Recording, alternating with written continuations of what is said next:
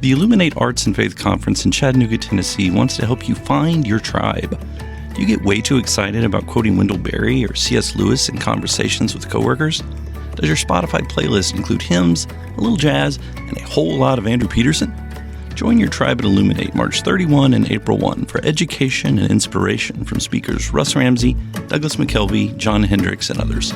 Find a complete list of session topics and ticket information at southern.edu/illuminate.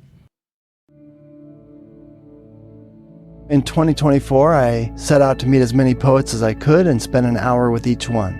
I got more than I bargained for, more insight, more clarity, more hope. It's proved to be one of the richest highlights of my life. 17 writers, 17 deeply human conversations that made me sit up and pay attention. Franz Kafka once said, if the book we're reading doesn't wake us up with a blow to the head, what are we reading for? A book must be the axe for the frozen sea within us.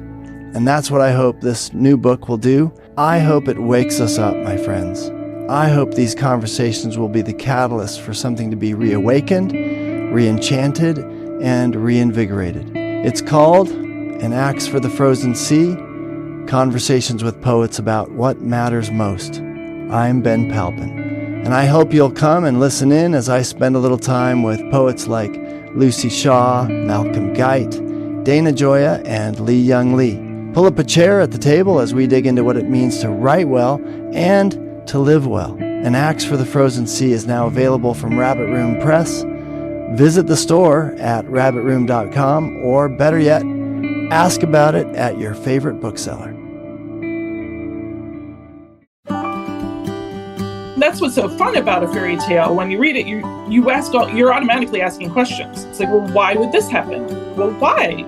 We want to know the why. It's kind of like with Bible stories. It's like, what was the story behind that? I want to know, So it encourages you to start thinking of different ideas of, well, what if? Welcome to the Habit Podcast, conversations with writers about writing. I'm Jonathan Rogers, your host. Loren Warnemuende is the author of Exile, Book 1 of the Daughter of Arden trilogy. She was also one of the first members of the Habit membership. Loren started writing The Daughter of Arden in 1995, 27 years ago. But life intervened and the story languished for 2 decades and more. But that delay, as it turned out, made it possible for Loren to write a better book. I think you'll find Loren's story encouraging. Loren Warnemuende, I'm so glad to have you on the Habit Podcast today. Thank you. It's pretty awesome to be here, actually. And I'm so excited and and proud of you for getting your book Exile into the world. It's been a long time. Just a few years. It took you 25 years to write. The Exile is book 1 of the Daughter of Arden trilogy. And so did you finish all 3 of those books or did you finish the first book in the first 25 years? Yeah, the first book probably got done. The first draft of the first book got done within the first couple years, The second book, draft-wise, probably finished up, by 2013. And then the third one just kind of sat there. Like, I knew things that needed to happen in it, and it just sat because there was lots of life. And it actually only took 9 months to write. Well, you're getting much faster. All right, let's talk about this. A book that took 25 years to write. Tell me about that. Okay, let's see. So where to start? I'll start with what kind of got me going on it to begin with, just the book itself. I mean, I've always loved reading. I grew up drenched in books, in stories, fairy tales, Bible, you name it, we had them. We had all these stories. And so about 4th grade, I got to do a young authors contest in our class. And I won.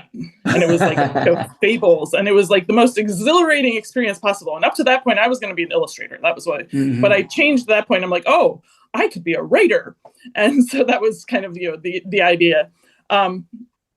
So, fast forward life, I ended up going into education, doing a little bit of that. But when Craig and I got married, Craig's my husband, in 95, I had just read a fairy tale retelling of kind of an obscure Grimm's fairy tale called Deerskin by Robin McKinley. And it sort of rocked me. I had read one of her other books, Beauty, which is a beautiful retelling of Beauty and the Beast. And that was inspiring. It's like, well, this is such a great, they're my kind of stories. I love that kind of story. And when I read McKinley's Deerskin, though, it's a much more adult level book. Like, it's not, I wouldn't hand it to my teens necessarily, unless we really could talk about some of the things, because there's some harder issues in it. But she handles them so well, and it's not crude or graphic, overly graphic. But it made me realize, it's like, oh my word, you can talk about real things in these books. Like, you can talk about real emotions and real interactions, and those are things I love too. And so I got the idea of doing a fairy tale retelling of Maid Maleen, which is a more obscure Grimm's fairy tale that I had grown up on, because we had a picture book of it from growing up. And I'd always loved the story, and there were certain pictures in my head because of that story. It had illustrations. Princess Maleen had like big buns on the side of her head, kind of like Princess Leia. So that was beautiful. And so I started my own retelling of Maid Maleen. And originally it was just going to be simple. I kind of knew the plot points. I had some twists I wanted to do on the original story. And then I got married to Craig, and he thought it was a great idea too. We always like to talk through stories and things like that. But he was like, well, you don't just want to do a simple romantic story. That's kind of boring. So it made sense. And of course, I pushed back on it because I wanted to do my simple little story and get it done with. I had no ambitions for it. I just wanted to write the story. But the more we got into it, the more it was like, oh, but then there's this. So you have a character, Maleen, who is exiled in a tower because of a disagreement with her father. And a war happens while she's in the tower. But I was writing a story in third person limited. And so it's all from her perspective. But as I wrote this first draft that all takes place, like half of it's in the kingdom, half of it's in the tower, they come out of the tower, and I'm like, for the next part, I need to know what happened during the war. So over the course, within a couple of years, I remember Craig and I, one of our first vacations, we just mapped out the war. During the vacation? Yeah. Oh, yeah. We were camping. It's like you sit down and just map out the war. And he's an engineer too, so and we love maps. So we had our map, and we just started figuring out the plot points of we knew the length, but we had to know exactly what happened, because I couldn't write the second part of my characters going through this kingdom without knowing what happened during the war. Yeah. So that took a while, and then, so that was a lot of fun, though. I always love the fact that we were able to do that, because you never get it first person or even third person. You never get it from anybody's perspective except for what they've told the main character or what she experiences. Craig and I didn't have kids till 7 years after we got married. So I'd say the first draft of the first book was probably in the can at that point. Our firstborn daughter was born with trisomy 18, Karen, and we had actually had some miscarriages before that. So the whole starting a family thing was a lot trickier than we had expected it to be. So in the course of Karen's life, she lived 6.5 years. We also had 2 more daughters. And then right after she passed away, a few months later, we had our son. So I was mom of toddlers. And so we were really strongly involved in our church, in a mom's group community, that I was involved in there. With Karen, it was doctor appointments and therapy and school, and just about the whole, it was life, So there wasn't a whole lot of writing that was happening in those days. Right. there were a lot of family, like extended family things that, just lots of life. Right. Yeah. Many, many things. But the story was still there. And one of the things that, because it was the world had been so formed, and Maline's character was such a part of my beginning of my marriage and beginning of my life there, it always came around. Like anytime I was dealing with something or working through something, almost inevitably it would kind of come back to the story and go, so what would a person like this look like? Or what if this character that I know is going to be coming, what if they had this kind of attitude or reacted to things this way? Or, if we went places, what would this kind of setting look like? And you're saying in your actual life, as you experienced, as you saw places, experienced events, you thought, how would these characters? Yeah. How would they come into the plot? Because the plot line of the story, you had a framework since you had the fairy tale. And even though I was doing different things within that, there was a trajectory. Like I knew where things needed to end at the very end. It was just how it was going to get there was the issue. But yeah, it was. I think of it sometimes. I'm like, it was kind of my coping mechanism. I was talking to Craig last night about it. I'm like, I would have conversations. These characters would be having conversations in my head. And he's like, don't say that. You don't want to say that. And I'm like, oh yeah, total schizophrenia. All these characters living in my head having conversations. Yeah. Right. Can I'm interested. So as life intervened and you had this story that you'd had one draft of, and when you say one, you said that you had a draft of the first book. Right. But by the time you had a final draft, it was a whole lot different from that first draft, right? Yeah. So life put that on pause, but also I'd love to hear you. Sorry. I'd love to hear you talk about the ways in which all that life that you were living shaped the art or shaped your ability to do this, to complete it, how did that life, including all that sadness, enrich the story? Yeah. One of the biggest things that impacted, I think, would be, so you have Maid Maline, who's the princess, and her maidservant, Dame Marietta, who's the one who goes with her into the tower. And that relationship, because Marietta is about, basically a mother figure. She's about 20 years older than Maline. And that relationship, the way they interacted in Marietta's story, her backstory, and how she responds to Maline definitely was impacted by the experiences I had, because some of the things I had early on about how she responded to their relationship after having Karen and after losing Karen was kind of like, that's not how a woman would respond who's lost a child, and just looking at your family and how interactions happen in families. So that definitely changed. Yeah. I'm so interested in this idea of a story that you started when you were very young, that you didn't, the final version sort of gets both very young Loren and not as young Loren, the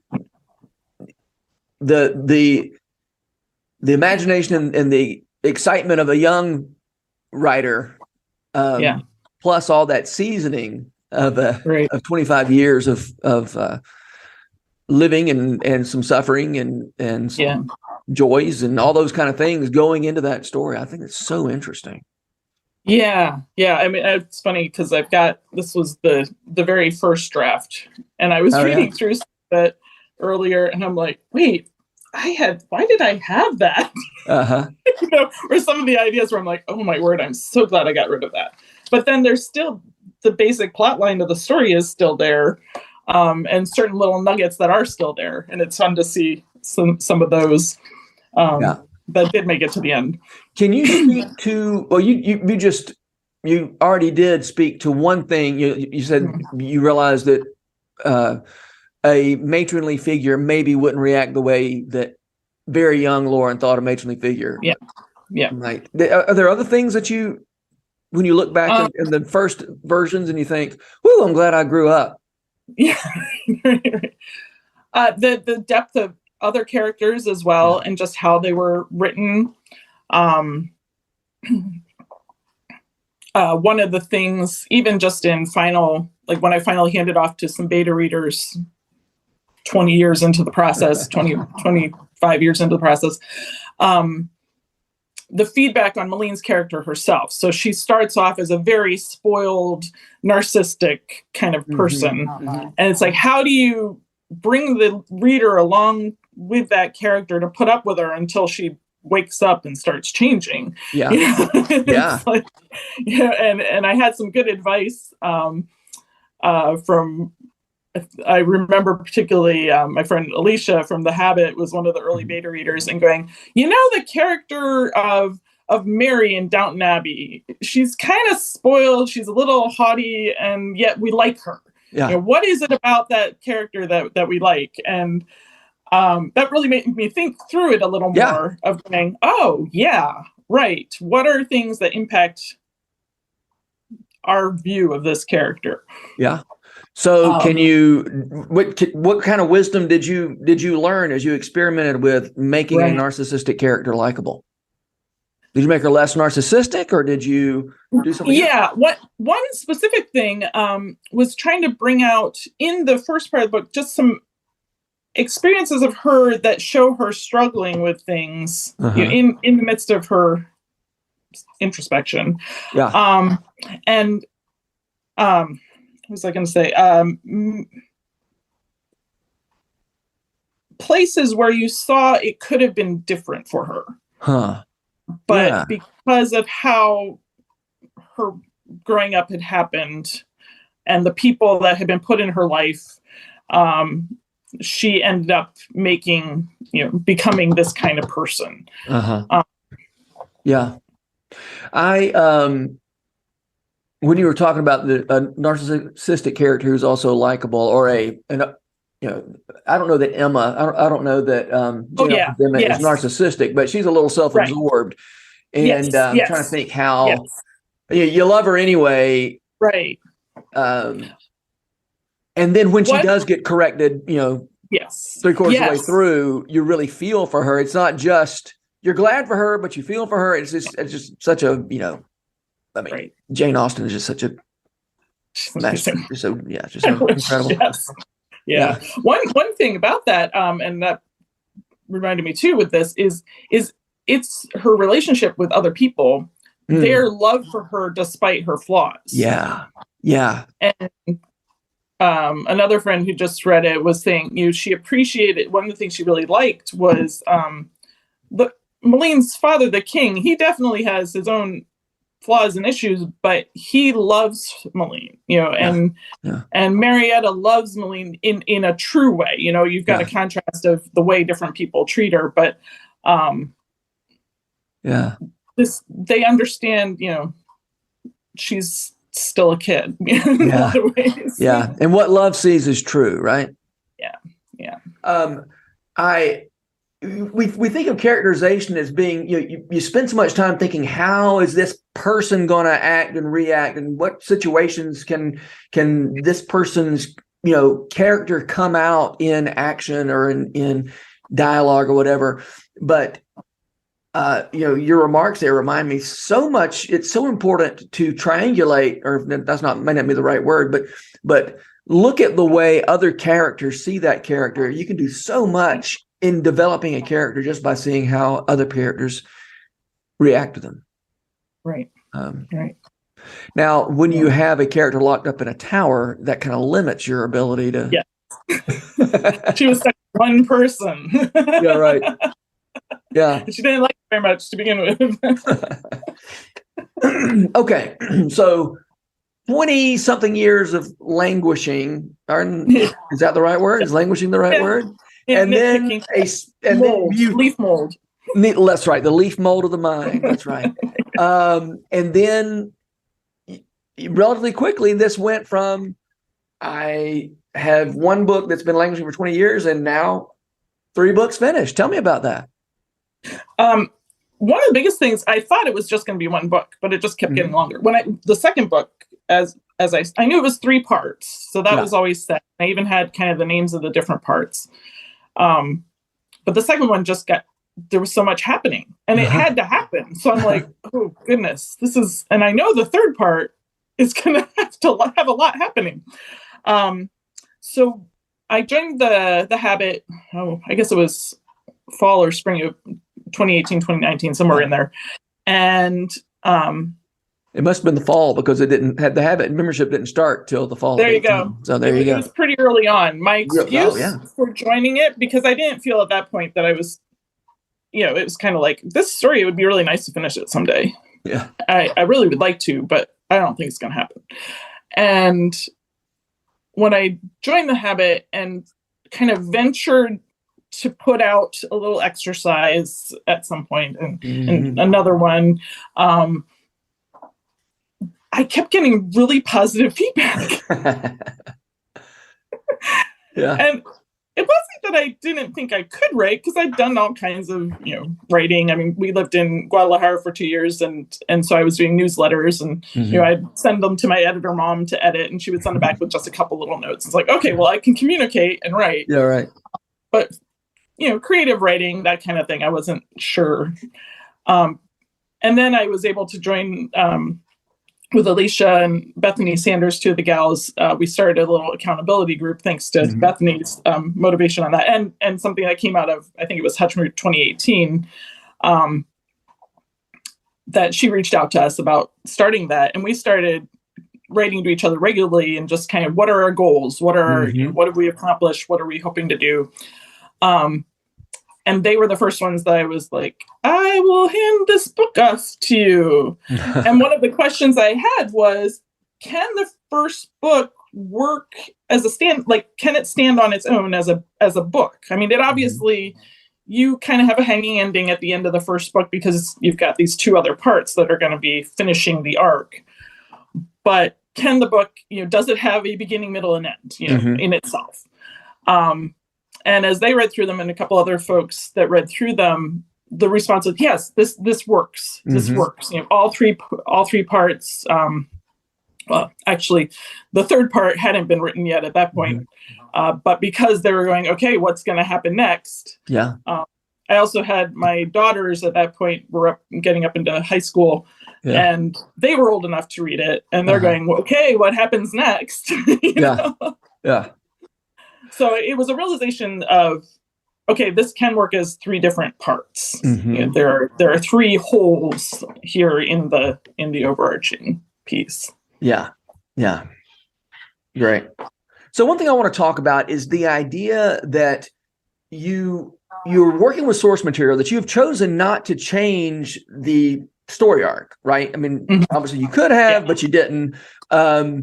And so within those parameters, how did you make this also your story, not just the old story, not just the grim, fairy tale, but Loren's story too? Yeah. Early on, I went through and I just kind of did a general outline, very, very basic overview outline. So I did know specific things that were going to be going on. So the basic story of Maid Maleen, I'll try to sum it very quickly. You have a princess who wants to marry a certain prince. They're in love. They want to get married, and the king refuses and says, "No, you're going to marry this other guy." And so in a rage, he puts her in a tower and says, "You're going to stay there for 7 years." I did not go with 7. I went with 3. I'm like, I can't do this. But it's in fairy tales, 7 is very symbolic. It's the number. But 3 is really great too. Yeah, right. So she's put in the tower, and when she and this is not spoiling because you can go and read the Grimm's fairy tale. Yeah.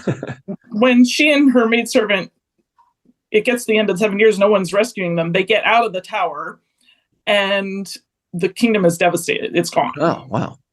Yeah. So they have to wander and they end up in the kingdom of the prince that she had originally been in love with. And through the course of events, she is the true bride, and they end up being able to get married. There's other things that happen in the tale. So when I started it, I was looking at, I'm like, what if, I don't have a dad who forces me to marry someone I don't want to marry. And I'm like, what if you have a character, a girl who she has her opinion about how things are supposed to go. Mm-hmm. And her father has a different perspective, and maybe his perspective might be a little better than hers. Mm-hmm. And so I sort of flipped that on its head, that you have the prince she wants to marry and is in love with, but he's saying, no, this is not a good choice. But then I'm like, I added another factor of there's looming war, and he wants to protect his daughter. So what is he going to do to protect his daughter in the way he sees best? So whether those choices, those are best decisions that he could make in his situation, these are the things he gave her as options. So it opens up just all kinds of interactions. So one of the things I think particularly is, since my favorite kind of stories are the ones with characters and people interacting, it was going to be that kind of story. So it's not an epic. It's not a Tolkien in terms of, I guess Peter Jackson's Tolkien with big wars and battles and stuff like that. Craig keeps waiting for the battles. Craig and my daughter Claire.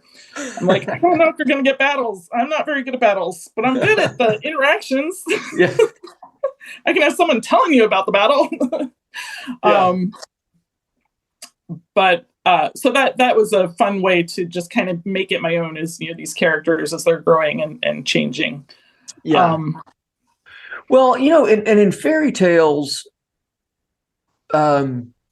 psychological realism is not the strong suit of fairy tales. Yes. And in fiction, in novels and short stories, we expect psychological realism. No matter how outrageous or how fantastical the situations is, we still expect people to act like people, and we're interested in, human interaction in a way that the fairy tales don't expect. Like the fairy tales are stripped down and that kind of stuff. And yes, it's not supposed to. It's a frame for showing you certain truths in some ways, like good, evil, lots of different, the way things work. And and that's what's so fun about a fairy tale. When you read it, you're automatically asking questions. It's like, well, why would this happen? Well, why? We want to know the why. Right. It's kind of like with so many Bible stories. It's like, why? What was the story behind that? I want to know, so it encourages you to start thinking of different ideas of, well, what if, Yeah, right. So, that's right. And Bible stories, they kind of say, here's what happened, not here's what was going on inside the people's brains that then caused them to behave this way. Right. And so you'll see, fiction based on Bible stories that almost always then goes into the cycle, the inner workings of the mind. Yeah. In the heart. Yeah.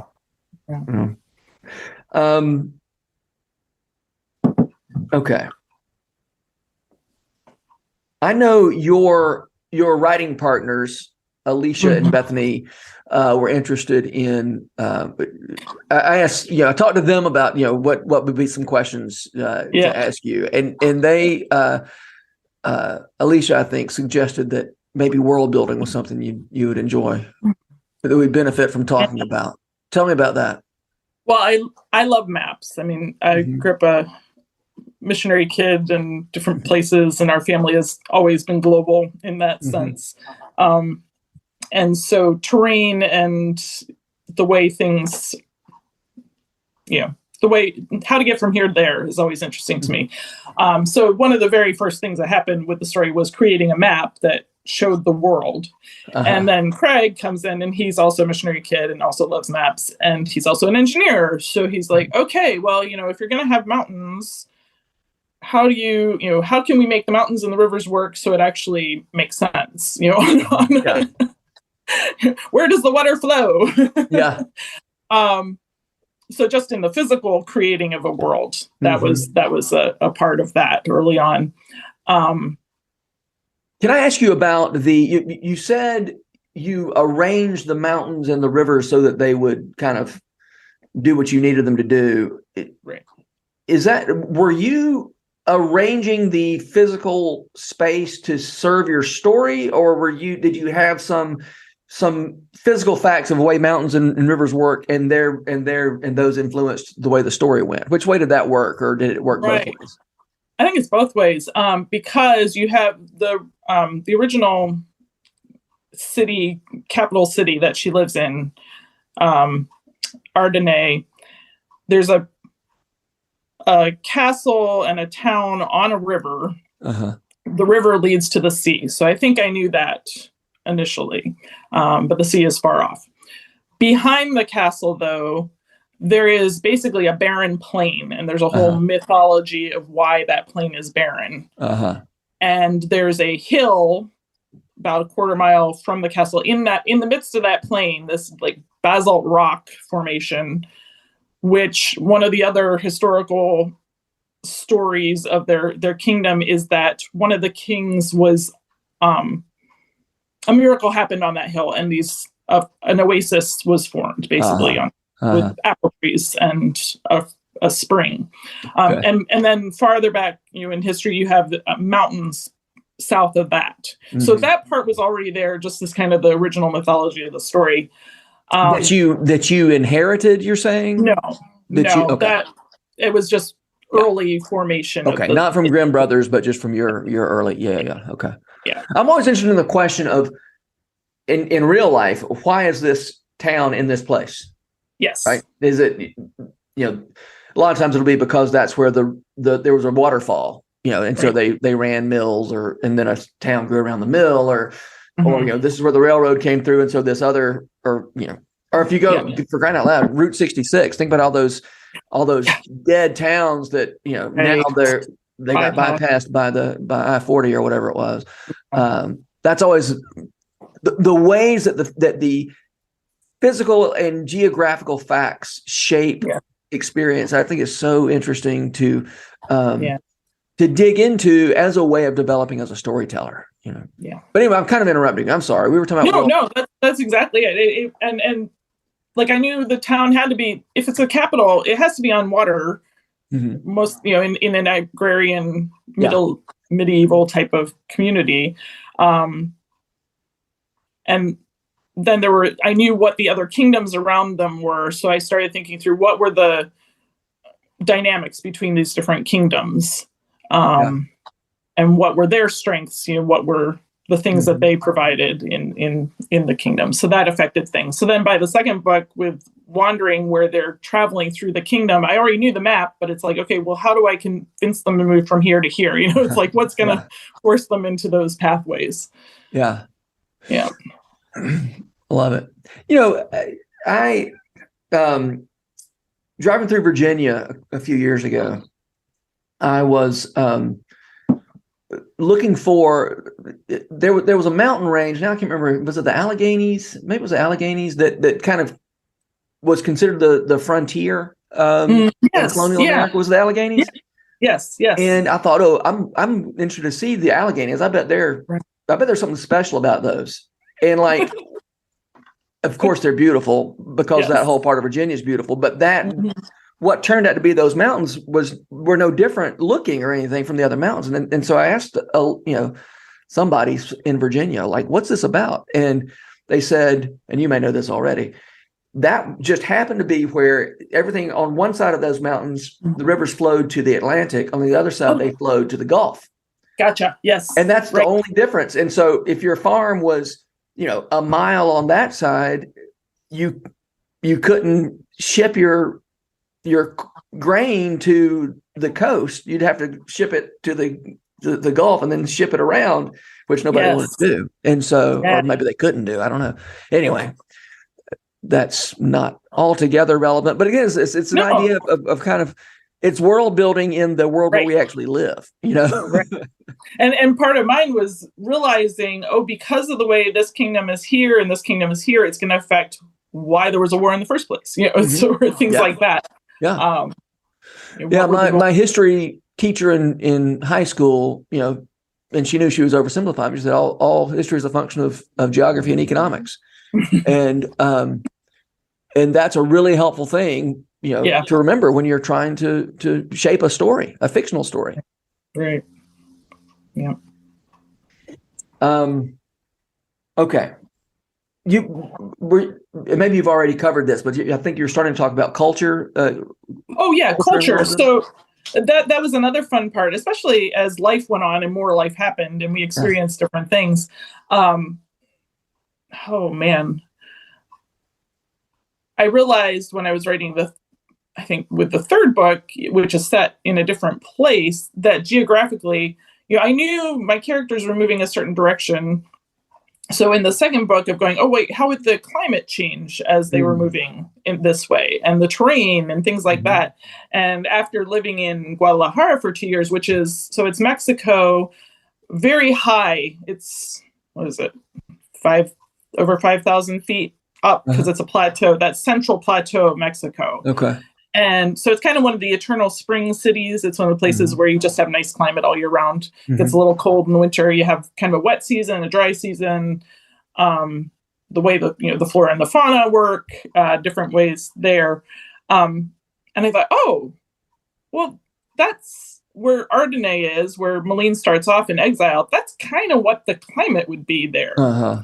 And so I could elaborate on that as I was going back and fixing the drafts and stuff, of kind of putting in a little more of, what kind of plants, what kind of trees, what kind of, and it made it fun for when I was working through the third book with a totally different climate, which I've also experienced, but wasn't living in anymore, because now we're in East Texas, which is humid and green and hot. Did you say when you started the book before you'd ever lived in Guadalajara? And then okay, there's a great example of how your 25 years of living shaped that book. Definitely. Yeah. Love it. Yeah. All right. Let me ask you a question that I think you're know to expect.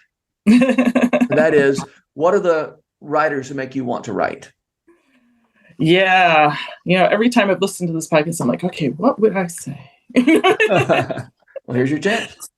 So, I I've been influenced by Tolkien and Lewis. They've been huge influences in my life. But I think in terms of ones who make me want to write, what I've realized more recently is so like Dorothy L. Sayers, her Lord Peter Wimsey books, the characters and their banter, the way they interact with each other. Ellen Montgomery, Anne of Green Gables, those books, another one where and Jane Austen, the authors who have the interactions with the people, the characters, the way they affect each other, they have definitely, when I read them, I'm like, oh yeah, that I like these interactions. I want to bring out that feeling.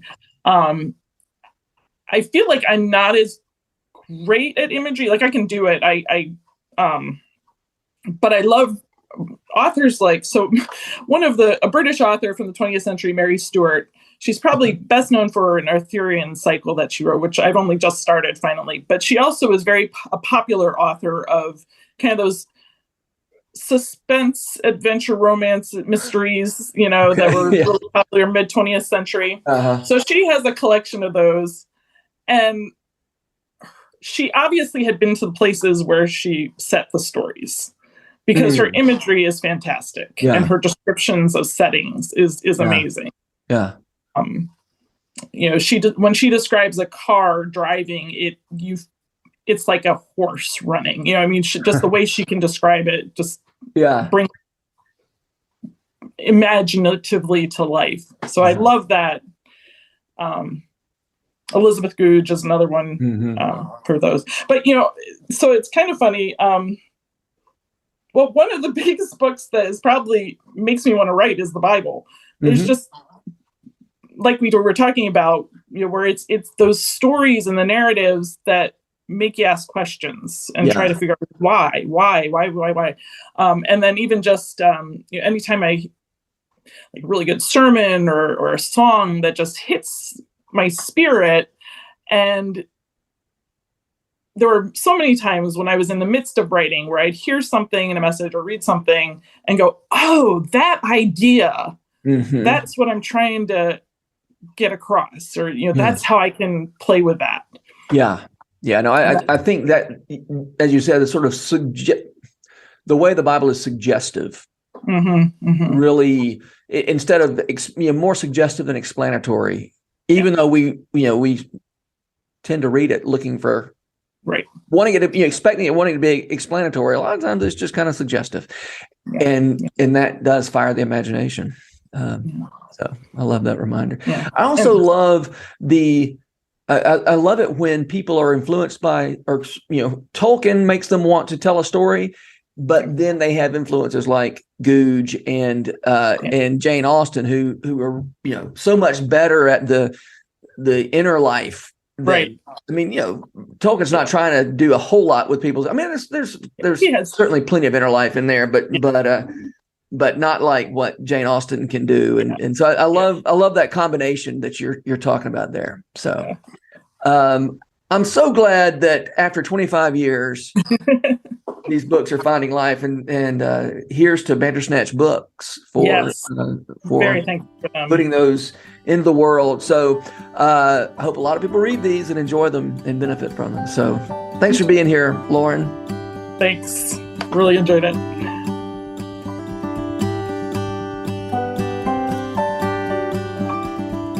This podcast is brought to you by The Rabbit Room, where art nourishes community and community nourishes art. And all our podcasts are made possible by the generous support of our members. To learn more about us, visit rabbitroom.com, and to become a member, rabbitroom.com/donate.